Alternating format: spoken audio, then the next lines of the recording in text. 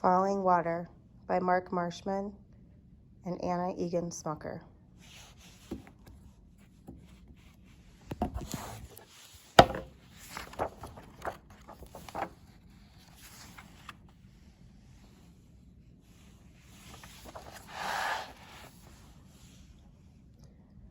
Flowing fast and cold, tumbling over dark rocks, between rugged hills rushes a stream called Bear Run.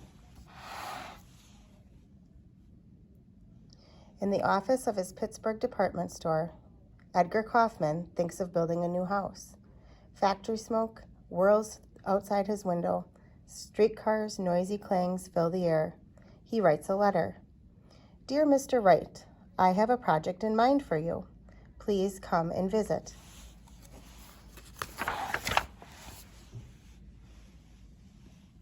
Welcome to Pittsburgh, Mr. Kaufman says, but let's hurry. It's Bear Run I really want to see.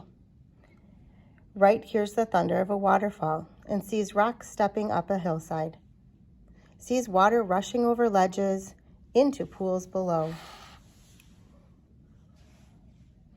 Campfires have been built on that big rock for hundreds of years, Kaufman says, and Wright sees that fire-lit rock as the heart of a house. For a long time, Frank Lloyd Wright has dreamed of building a house by a waterfall. Now he will have his chance.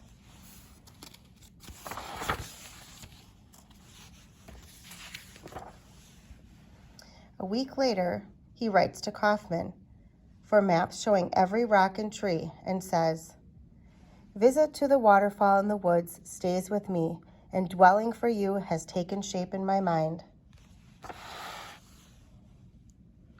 In spring and summer, Wright comes to Bear Run to look again and again at the land and how the water falls. The slopes are steep. He will have to build up. He imagines a tower. From it and the rocky cliff, the house must grow.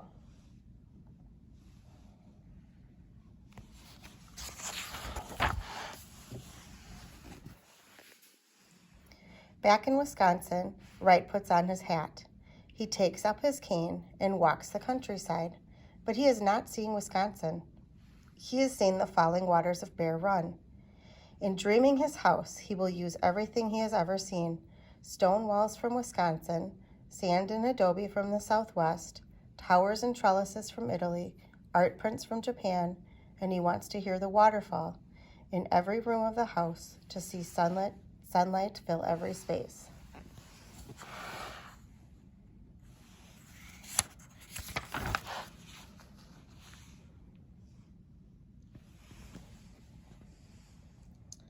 In the workroom, Wright studies the maps, notes the stream, the falls, each rock and tree, but he does not put pencil to paper.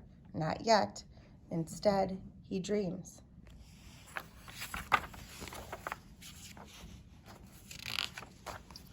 His assistants are ready too. Big sheets of paper, ready. Then, pencils flash. Wright talks softly to himself. Erase, erase. Paper crumples, flies. Pencils break, resharpen, lines cross, crisscross, connect. Shapes appear, a house like no other. Magic, a house like no other, where sun can shine, where balconies fly, where falling water is heard from every room. Wright finishes with a flourish. Mr. Kaufman knocks at the door.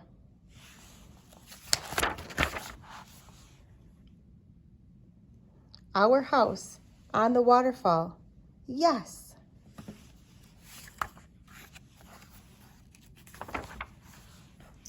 Kaufman orders the quarry opened, and within months, men with crowbars and mallets begin to dig and haul sandstone for this house like no other. Pry and dig and lift, stone upon stone upon stone. Choose and fit and stack, stone upon stone upon stone.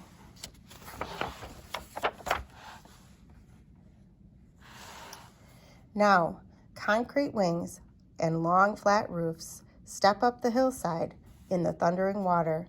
Scaffolding spreads its spindly legs. Like branches extending from a tree, the house stretches out over the falls.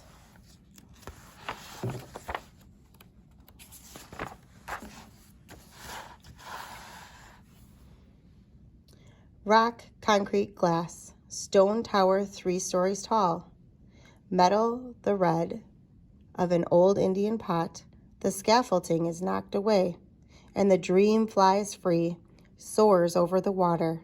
Never has there been such a house.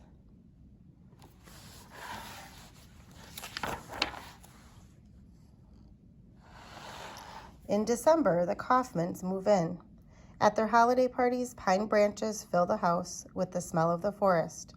Like a lantern glowing in the trees, the house hangs in the darkness. Wright visits in the spring. In the early morning, before anyone else is awake, he explores the house he has named Falling Water. He sees the living room just as he dreamed it, dark and low as a bear cave.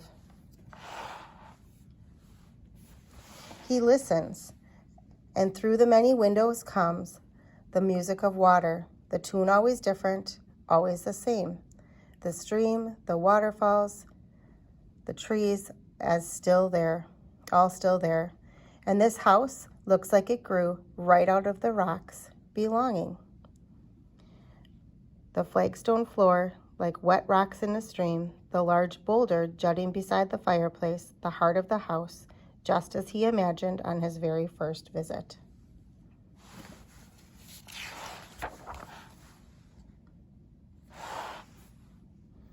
Out on a terrace, the moist air swirls around him. He leans over as far as he dares, dreams.